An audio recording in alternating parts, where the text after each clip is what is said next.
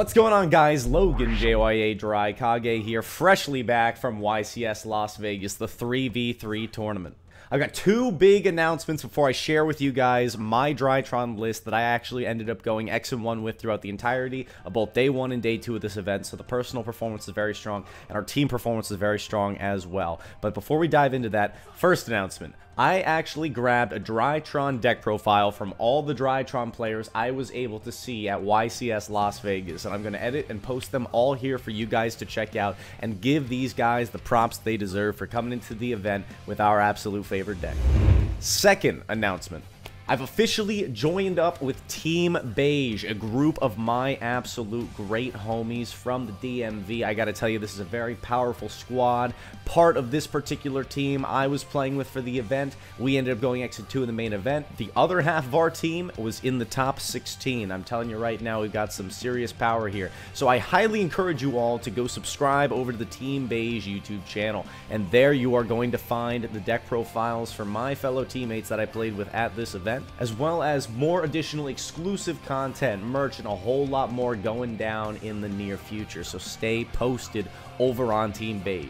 Super happy to join up with these folks and call them teammates. I know we're going to do amazing things going into this next competitive season. But with that being said, let's dive on into Drytron 26.0, my newest deck profile, and I'm telling you guys, this one really might be one of the best ones yet. It runs like a well-oiled machine, and you're just going to be stealing games from even the most powerful meta decks. Let's get into it. What's going on, guys? Logan JY here. We are at the YCS in Las Vegas, and it's been an absolutely phenomenal weekend, and we did pretty well. But unfortunately, we didn't make it into the top 16, but I assure you, next time we're going to be tearing it to shreds. However, I have to say, myself and our team at Team Beige did a pretty darn good job, and I have to say, playing Drytron for this event was a wonderful experience. I think you guys are going to find some value in this list. As always, let me know what you think in the comments down below. And huge shout out to all the Team Beige, especially those who are bound to be playing in the top 16.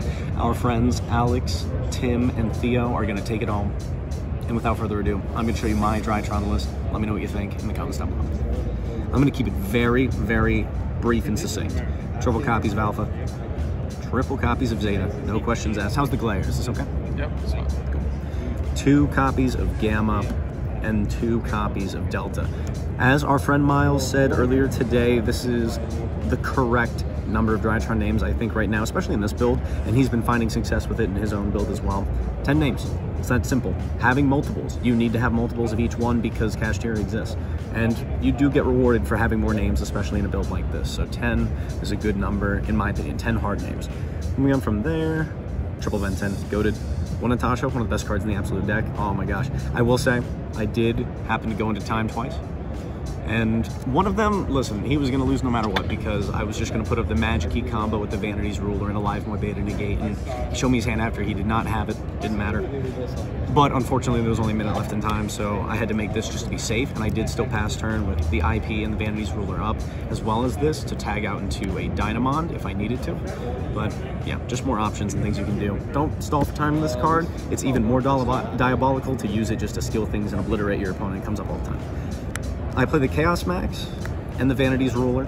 This is essential. And I got to shout out the random guy who I was talking to on Dueling Book literally the Monday night before I left for this event, or you know, the Monday the week of that we were leaving for this event. And playing both is just absolutely correct because you need to have a backup plan for your backup plan pretty much. It's, if you open a 1-name hand, you're able to do this guaranteed every time. Wow, seldom can you ever actually do this with a 1-name hand. So having this as another option to go into with just access to Zeta or a name, ritual spell, and either Diviner, Ben 10, Preparation of Rites, all of those will get you to do the Chaos Max combo. And there were times, multiple times, where it actually came up, was able to do both of them. And that just means you automatically win. There is no deck, I think I can say that with a very strong degree of certainty, that right now in this current format is able to play through both of us. How was Nib against you? Nib was useless. That's a really good question because we never, ever played into Nib a single time. Alpha, Zeta, you could play into Nib if you wanted to, but why would you bother? It's just 2 cards you played super succinct, super consolidated. Vanity's Ruler is the 5th summon. You're 100% safe. You get the search for the Ben 10, go Gamma Effect, set up your Mirage Light, you're all good. I'll do a combo tutorial sometime, you'll see, but it's pretty simple stuff. So those are the bosses. The 1 copy of Diviner, you just need 1. It's unfortunate that we only play like one-ofs, but you have 2 normal summons total, and that's plenty, because the game shouldn't be lasting that much longer after. The 1 orange light mandatory to play around Nib and line up is an additional form of interruption. Nobody's playing Dark Ruler or Droplets right now, so you don't have to fear it as much. That's one of the things that makes this deck kind of insane right now, is that nobody's playing Dark Ruler or Droplets. People who aren't playing Dark Ruler, they're not main decking it, or they're only maining 1 off of the thrust. You play super conservative with your Mirage Light Negate. You really just rely on the Vanity's Ruler, and it carries you through. So, but still, we have the Mirage Light for the backup and to play around Nib. Lancia, main deck, you have to, it's searchable, no reason not to. Grab it off Ben 10, and it's such a good secondary interruption to have against Kashtira. More oftentimes than not, if I was going in blind, normally in a lot of my videos, I'll say that I'll go for Orange Light and Lancia to show how many negates you can line up. But in reality, it usually makes more sense to go for Lancia and Ben 10 blind game 1. Lancia is a counterplay against things like Evenly automatically. Ben 10 is your guaranteed follow-up. And sure, there's a lot of times where you can have Ben 10, Orange, and Lancia. But just in case you can't and you have to choose between 2, go for Lancia and Ben 10 would be my suggestion. How was Lancia against matchups that weren't cash? Oh, yeah, that's right. Yeah. That was insane. No, they were playing Runic Stun. That deck was such a pain in the butt. Thank you for reminding me about that, because that was yesterday, and that was an interesting match, I'll tell you, but Lancia put in a lot of work, and you'll see. It's one of the best cards, I think, that this deck has access to in this current format. Think about it. It's so disrespectful of Kashtira. You get the bonus effect against things like Runic, and imagine you run into that 1 Tri-Brigade player, right? Oh my gosh, they're going to cry that they got matched up against you. All right, let's move on to the spells. Triple copies of Nova, 100%. Double copies of Medionis. You have to play 2 because it can get banished. And 1 copy of the field spell. Just more additional names. I'm pretty happy with this ratio. I don't think I'd change it. 3 copies of Emergency. And then 1 Foolish, 1 Prep, 1 Dark Ruler, 1 Talents, 1 Change of Heart, and then one of the best cards, one of the best new cards. This card is going to get banned someday because it's really, really good. It just becomes whatever you need. Either you're going first, you get interrupted, like with something that would establish itself on the board. It's a great card for playing around Nib. But it really, really shines when you're going second, because this grabs you the talents to help you break the cash board. It grabs you the Change of Heart against literally anything, and it's a free steal. That came up against Sprite. It was really, really good. How were those steal things? How were the steal cards coming up when cash was banishing most of your deck? Oh my gosh, dude, let me tell you about this. When Cash was banishing my deck and I was able to take control of their Arise Heart, I would take what they banished from the top of my deck and stack up things. One guy banished my Arc Light, which is, okay, fair if you're really that scared of Diviner, but I was able to reattach it to his copy of Arise Heart, line that up, reattach names from the banished pile underneath the Arise Heart, enter battle, swing, main phase 2, make the Zeus no longer under Macrocosmos, detach, put them lock and load them in the graveyard. Oh my gosh, absolutely diabolical, guys. Keep these things in mind. You want this to be your out to Arise Heart if possible, because it's so advantageous for you. It literally lets you recover from whatever they did to you. It just becomes very, very free. So I love this. I love this. Thank you for bringing that up. And oh, last spells, we've got triple copies of Book of Eclipse. You kind of have to play this card, and I did want to talk about how this is one of our few Ibli outs. The others are Diviner and Lancia. Lancia because you can tribute over the Ibli, and Diviner because you can either Entis, pop it, or link to. And then finally Call By. Call By. So that's it for the main deck. Yeah, that's fine. Extra deck, the 1 Anima. I love playing this card, but nobody played into it. Everyone was being smart today. I don't know what it was, today and yesterday. The only time I was actually going to go for this is if I hit someone with Lava Golem, but more oftentimes than not, it was more advantageous just to steal it with Natasha. So there you go. 1 Dynamondo, you need this for the combo, and you also, it's a great killing second card because it helps break boards by shuffling back rituals from grave. And yeah, you need it for the Dynamon combo. I know I'm only playing 1, but dude, nobody knows what this deck does. It's the same thing that Miles was saying. Nobody knows to hit this, and then they get caught with their pants down, and it's great. They go after things like the Arc Light. The smart people I'll give respect to are people who go after the Beatrice. I shouldn't be giving this information away for free, but I'm going to. Going after the Beatrice is a pretty good hit. Or going after the Dynamon, because obviously this lets me do the Chaos Max lock, and I did it twice against Kashtira and won. So yeah, absolutely. The Mirage Light, good. Your Spell and Trap negate. Sometimes it's also just bait. It's really good. IP, Unicorn. I didn't make this once. I thought about making it once, and that was as close as it got. But you can also IP into Dynamon for the same effect without the discard sometimes, and sometimes it just makes more sense. Even if you're not going for the Chaos Lock, that's another thing that Dynamon can do. And the Boral Sword, for closing out the games, I prefer to access code. I've explained why before. 2 copies of Moy Beta, 100%. Oh, the nice one. I got the new one. I have to put it out there.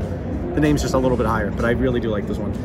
I don't need to explain this. 1 Fuko, didn't summon it at all except for 1 time. It was very disappointing. I was so hyped to play this card because I was like, dude, we got the whole backup plan going with it.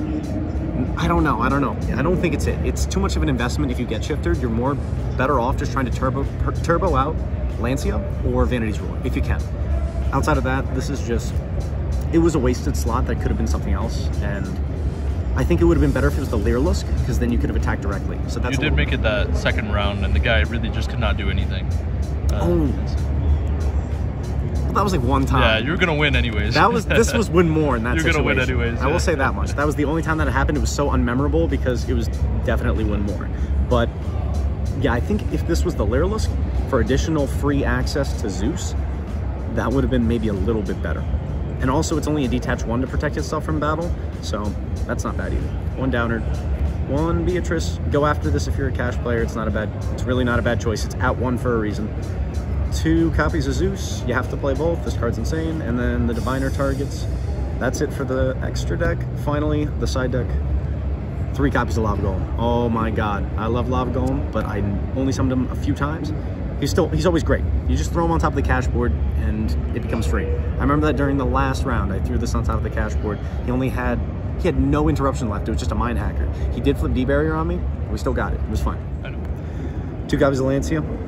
This is the additional copies that are amazing. You just put these in for when you're going second against cash, and it works out pretty good. 2 copies of Cosmic. This was really good against Runic. Really, really good. Glad I had it. I held it in hand, though. I held it in hand. I didn't think it was worth setting into their board because then they have the chance of being able to just remove this before putting up the fountain. It's not worth it. Long hold it, they don't see it coming, and even if you let them draw the first time, when you hit it on your own turn, they can't use any of those cards, so it ends up being fine. 2 other copies of Talents. I think this might have been a few too many because my siding patterns got weird. I wanted to keep in a lot of Engine every single game that I played just because of the risk of having it get banished by cash. So seldom did I ever find room to side in both of these at once, except for the times when I was going first. But I think this card really shines again as going second card against cash. It's also pretty good against going against hand traps, but people are trying to avoid playing into both Thrust and Talents, so it's a mixed bag. It really is. Maybe one of these could have been something else, like the 3rd Cosmic, but outside of that, triple evenly. This card I don't bring in against cash at all because they keep the Arise Heart, and then it doesn't matter. It's like I didn't even do it. 1D Barrier as the going first target for Thrust, which works out pretty well. The 1 Beto Buster and the 1 Unlocking. This was amazing. You have to bring this in. This is your strategy against back row decks, and at the same time, it's defense for the Vanity's Ruler. So 100% play this, and it gives the Moy Beta its Seeker effect. That's pretty much everything I have to say. Our team finished X2 at the end of day 2, and unfortunately didn't make it in. We were in the top 32 of teams. So next time, we're going to do 100% better, but I have to say I was very happy with our team's performance. Everyone played really, really well. But yeah, of course, shout out to Amar, shout out to Nacho. You're going to be able to see both of their deck profiles on the channel as well. Be sure to check them out. And that's pretty much all I got. So, signing off. Have a great day.